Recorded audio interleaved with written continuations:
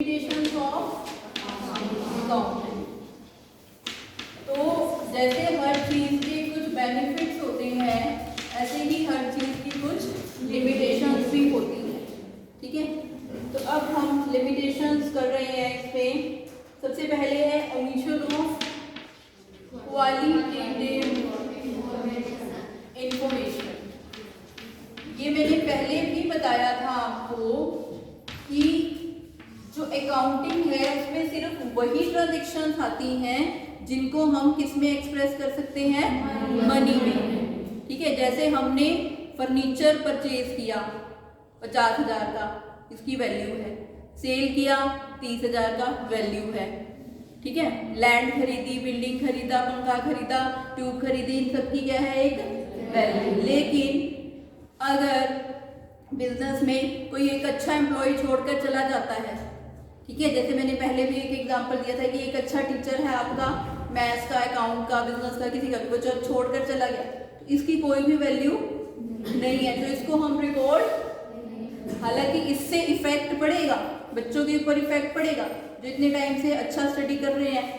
अब मान लिया नेक्स्ट टीचर और अच्छा आ जाता है तो उसकी भी कोई ट्रांजेक्शन की कोई एंट्री नहीं होती। इसी तरह कोई आ रहा है, कोई छोड़कर जा रहा है, रिलेशनशिप अच्छा है मैनेजमेंट का और लेबर का, यानी कि काम करने वालों का और मैनेजमेंट का बहुत अच्छा रिलेशन है, कोई स्ट्राइक नहीं होती, अच्छा काम करते हैं सब, मैनेजमेंट एम्प्लॉइज को बोनस वगैरह देती है, इंक्रीज देती है सैलरी में, तो ये सब चीज़ें अकाउंट में रिकॉर्ड नहीं होती। वही रिकॉर्ड होती है जिनको हम मनी में एक्सप्रेस कर सकते हैं। Second, based on historical cost. Historical cost का मतलब क्या है कि जो चीज हमने खरीदी, जैसे हमने आज खरीदी एक बिल्डिंग कितने की, 50 लाख की, तो हम ये वैल्यू बुक्स में दिखा देंगे, फिर इसके ऊपर क्या लगाते रहेंगे, डेप्रिसिएशन। पहले साल 10% लगाया, 5 लाख 45 लाख वैल्यू आ गई, फिर 5 लाख लगा, स्ट्रेट लाइन मेथड चल रहा है, फिर कितनी आ गई वैल्यू, 40 लाख। तो हिस्टोरिकल कॉस्ट पे रिकॉर्ड होता है। अब जो बिल्डिंग हमने पहले 50 लाख की खरीदी थी, क्या आज उसकी वैल्यू 50 लाख होगी? जो हमने 2010 में 50 लाख की खरीदी थी, क्या 2020 में उसकी वैल्यू 50 लाख होगी? नहीं। ठीक है, तो प्राइस फ्लक्चुएशन का इफेक्ट नहीं होता। यहाँ पे ये है कि हमें जो गुड्स है उसको किस पे रिकॉर्ड करना होता है, उसकी ओरिजिनल वैल्यू। ठीक है, फिर नेक्स्ट क्या है, influenced by personal judgement. Personal judgement का इफेक्ट पड़ता है। कुछ डिसीजन हमें, उसके लिए कोई रूल नहीं है, कुछ हमें अपने आप सोचकर कुछ चीजें डिसाइड करनी पड़ती हैं। ठीक है, कैसे, जैसे कि हम डेप्रिसिएशन लगाते हैं, कि आप क्या फॉर्मूला होता है, cost minus scrap divided by estimated life. ये लाइफ भी हम डिसाइड करते हैं कि ये एसेट 10 साल तक काम आएगी, 12 तक आएगी, 15 तक आएगी, और स्क्रैप वैल्यू भी हम डिसाइड करते हैं कि इतने में वो बिक जाएगी। ठीक है, तो यहाँ पे हमारी पर्सनल जजमेंट चलती है। दूसरा, provision for doubtful debts. Provision हम बनाते हैं तो उसके लिए हम क्या करते हैं, एक परसेंटेज डिसाइड करते हैं, 2% या 3% या 5%।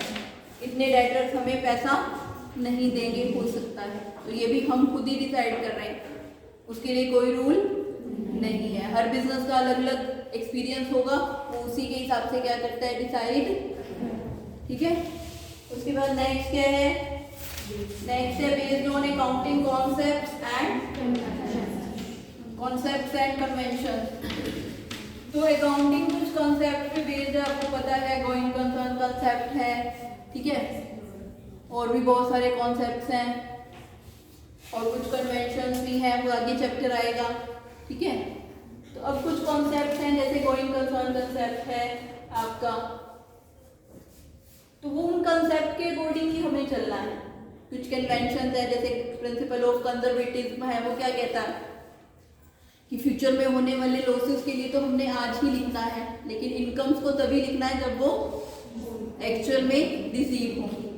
फ्यूचर में होने वाले लॉसेस के लिए तो आज ही हम प्रोविजन बना लेंगे, लेकिन इनकम्स के लिए हम आज कुछ भी नहीं करेंगे। ठीक है, तो कुछ कॉन्सेप्ट्स और कुछ कन्वेंशंस पर ये बेस्ड है। उसके बाद नेक्स्ट क्या है, इनकम्प्लीट इंफॉर्मेशन, यानी कि प्रॉपर इंफॉर्मेशन हमें नहीं मिलती प्रॉफिट या लॉस की, वो हमें तभी मिलेगी जब हमारा बिजनेस सेल होगा। ये ज़्यादा रेलेवेंट, इतनी ज़्यादा जो है लिमिटेशन नहीं है, ठीक है। उसके बाद नेक्स्ट क्या है हमारी, affected by window dressing. Window dressing क्या होती है, मैनिपुलेशन, चेंज करना, पोजीशन को अच्छा शो करने के लिए अपनी एक्चुअल पोजीशन को चेंज करना, ठीक है। अब हम मान लो हमारे को जो है प्रॉफिट दिखाने हैं ज़्यादा, तो हम क्या करेंगे, दिखा सकते हैं कि हम अपने क्लोजिंग स्टॉक को क्या करें, बढ़ा दें।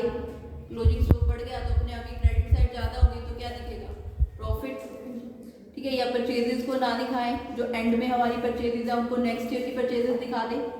मान लिया हमने ईयर के एंड में परचेज की है, लेकिन उसको क्या दिखा दें कि हमने इस साल परचेज नहीं की, नेक्स्ट ईयर की है, तो उससे भी हमारा प्रॉफिट क्या हो जाएगा, इंक्रीज। या लॉसेस दिखाना चाहते हैं तो हम सेल को कम कर दें या परचेजेस दिखा दें, ठीक है। तो इस तरह से हम मैनिपुलेशन कर सकते हैं, विंडो ड्रेसिंग पॉसिबल है। उसके बाद नेक्स्ट क्या, अनसुटेबल फॉर फोरकास्टिंग, ठीक है। फोरकास्टिंग क्या होता है, फ्यूचर के बारे में डिसीजन लेना। फ्यूचर के बारे में हम डिसीजन अकाउंट के बेस पर ले रहे हैं, हमने यही कहा था ना, मैनेजमेंट डिसीजन लेती है, ठीक है। तो वो डाटा कौन सा होता है, जो डाटा होगा, जैसे अब 2020-21 का डाटा है, तो 2020-21 का साल 1 अप्रैल से शुरू होगा, 31 मार्च 2021 तक वो एंड होगा। तो इस डाटा के बेस पे हम अगले साल डिसीजन लेंगे 21-22 के लिए। तो अब फ्यूचर में तो क्या है, चेंज होता रहता है, कभी डिमांड बढ़ रही है, कभी कुछ हो रहा है, ठीक है। तो फ्यूचर तो अनसर्टेन है, तो अब हम फ्यूचर के लिए डिसीजन ले रहे हैं किसके बेस पर, पास्ट के बेस पर, ठीक है।